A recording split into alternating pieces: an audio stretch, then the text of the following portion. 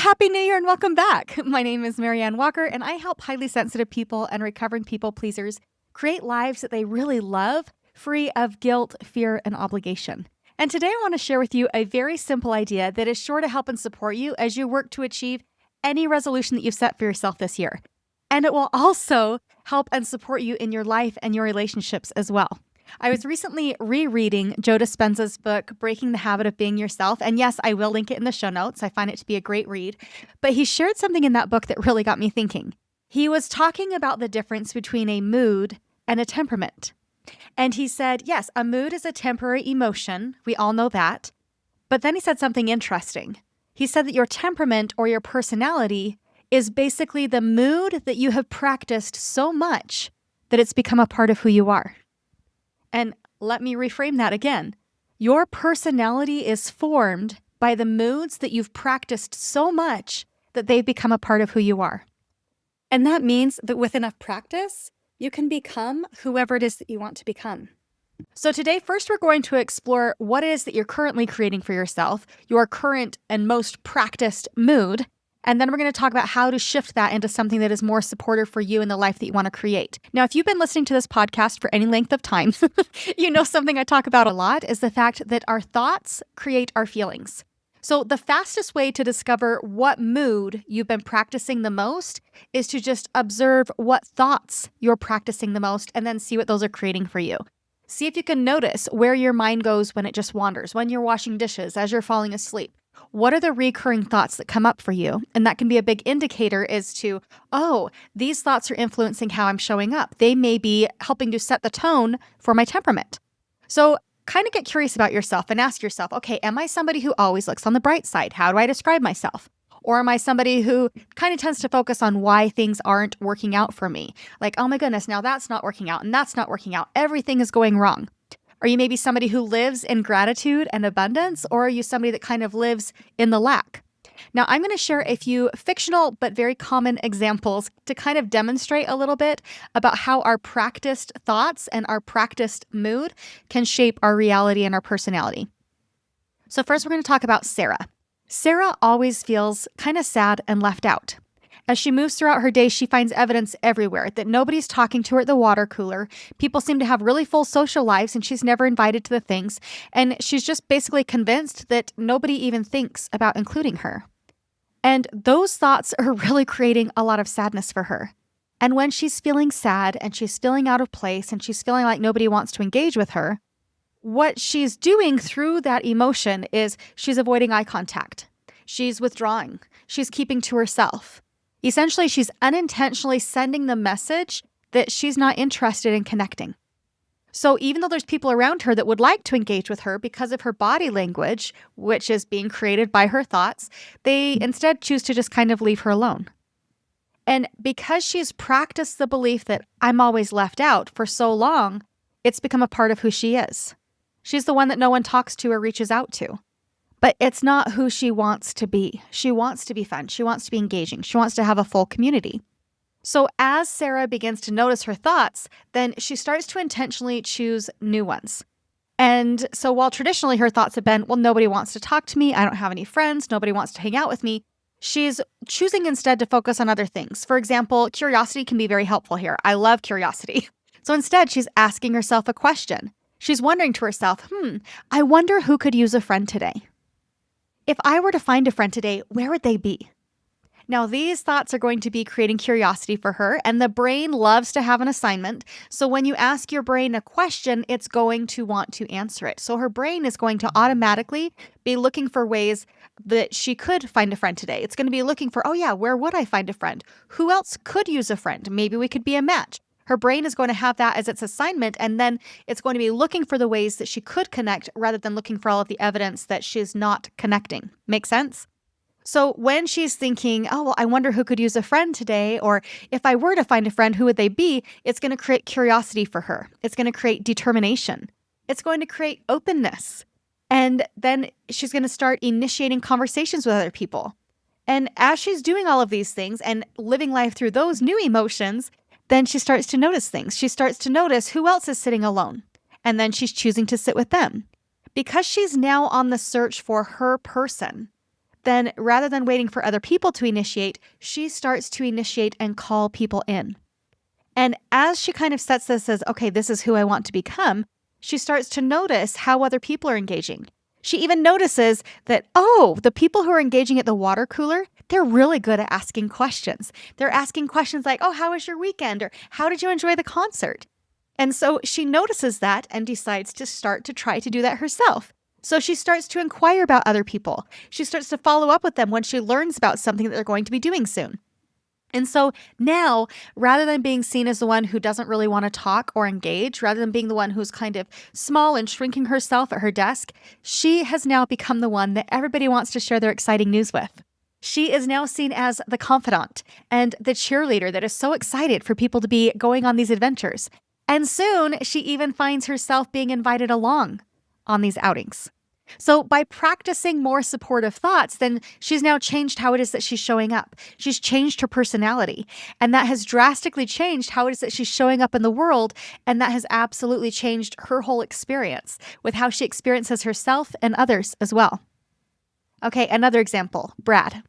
Brad has come to view his wife as a nag. And when he walks through the door at the end of the day, then he finds that, oh, she's just instantly asking me for help. She wants me to hold the baby. She wants me to stir the pot. She's just asking for something the second I walk in the door. And so he's feeling really irritated and overwhelmed. And so his practiced thoughts might sound like, boy, she's just so negative. She should be more supportive of me. Doesn't she know that I'm tired? What does she want from me now? These are the thoughts that he's having, and that is absolutely having an impact on his relationship. Those thoughts are creating resentment and entitlement for him, and that makes him feel miserable and disconnected from his wife and his family. Now, through coaching, then Brad was able to realize that his practiced mood in his marriage was bitterness and resentment. And that bitterness and resentment was shaping his temperament and how he was showing up for his wife and children. He didn't want to be bitter and resentful. And now that he was bringing this into his conscious awareness, that's an uncomfortable but an essential part. We have to recognize what is it that we're creating for ourselves so that we can change it into something more supportive. So then, once he recognizes that he's having these negative thoughts about what a nag his wife is, he's able to actually identify those and then change them in his mind.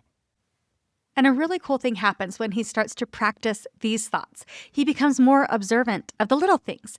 He can now see how curious and funny his toddler is. He can see that his kids aren't annoying or clingy, but they're happy to see and play with their dad. And his wife, she works just as hard as he does. And she's overwhelmed because it is a challenge to cook with children underfoot. And all he has to do is play with them for a little while. And then he gets this amazing dinner and a significantly more present, available wife. These small shifts have drastically changed how he walks through the door. He is now more present, more engaged, more supportive. And because his wife is also feeling more supported, then she has more energy too. And their evenings together have completely transformed from nagging and resentment to connection, affection, and appreciation. He intentionally practiced a mood of gratitude, and that changed his whole temperament.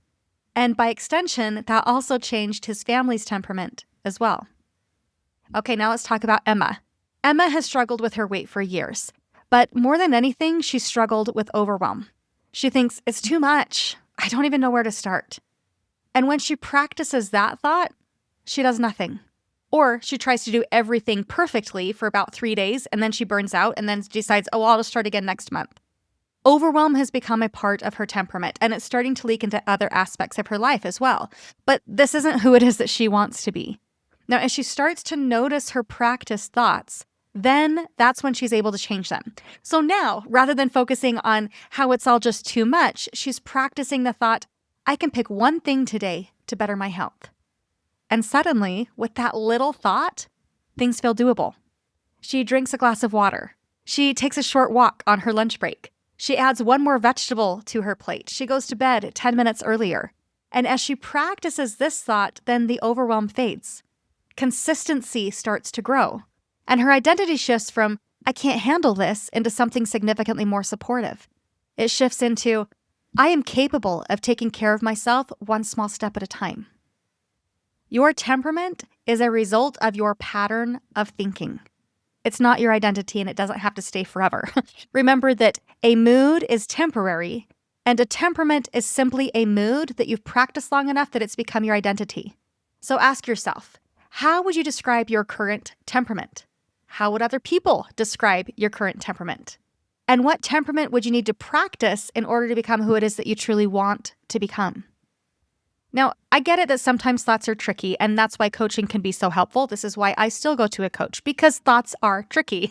We sometimes assume an identity, and then we just think, okay, well, that part of me, that's never, ever going to change. It's just who I am. So we don't change.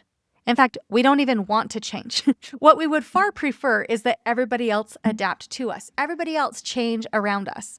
It was really interesting. I was on a call recently where somebody said, no, this is just who I am. And they said it like it was a fact, that this is a part of them that could never, ever change. And this is so often what it is that we're choosing to believe about ourselves. We think, oh, well, this is just the way I am. You need to adapt, not me. And so when this is happening for us, we're actually making excuses for ourselves rather than holding ourselves accountable. So a few common thoughts that people have where they're just assuming that this is how they're going to be. They're assuming that this is a fact. So notice if any of these apply to you. Okay, so here's a few of them. This is just how I am. I'm an Italian. Of course I'm loud. I'm an introvert. Of course I'm not going to initiate. You need to do it instead. I'm a type A personality, so everything has to be perfect. I'm blunt. People need to deal with it. I'm not a morning person. I'm not disciplined. I'm unlucky in love. I'm bad at communicating. I can't say no. I can't resist a dessert. People always take advantage of me. I'm powerless here. I can't do it. I'm not worthy. I'm unlovable. I'm too much. I'm not enough.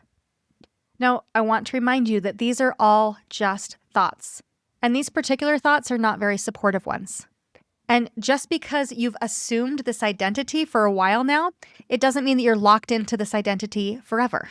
And it's wonderful that you're starting to see these things in yourself, and also, sometimes we see it more clearly in other people. For example, in that friend who has become increasingly more negative. The coworker whose entire personality seems to revolve around whatever reality TV show they're watching at the time. Maybe it's that family member who can't hear anything that fits outside of their own personal bias. Or maybe it's something positive, like that friend who absolutely radiates joy, or the neighbor who radiates generosity. And it's all because of a mood that they have practiced. Good or bad, supportive or not, every personality is simply a practiced emotional state. So today, I encourage you to just start to notice what your practiced thoughts are. Has your personality changed over the years? And if so, in what ways? Sometimes our personalities change because of a specific event. And that's a big indicator that, okay, this is because I'm practicing something. Maybe you're showing up differently post-divorce because you're feeling very wounded. Notice that about yourself and then choose who it is that you want to be. Or maybe you're showing up differently after a big layoff or after a toxic relationship. There's many things that happen in our lives that do contribute to who we are, but we still get to choose who it is that we want to be. We are not at the mercy of these external events. We get to choose how it is that we want to navigate them. Now, if any of these examples have hit close to home for you, if you're starting to see yourself in a practice mood that has become your personality, I want to remind you that you are not stuck. You are just well practiced. And together, then we can identify what thoughts are holding you back and help you to find more supportive ways of thinking and being.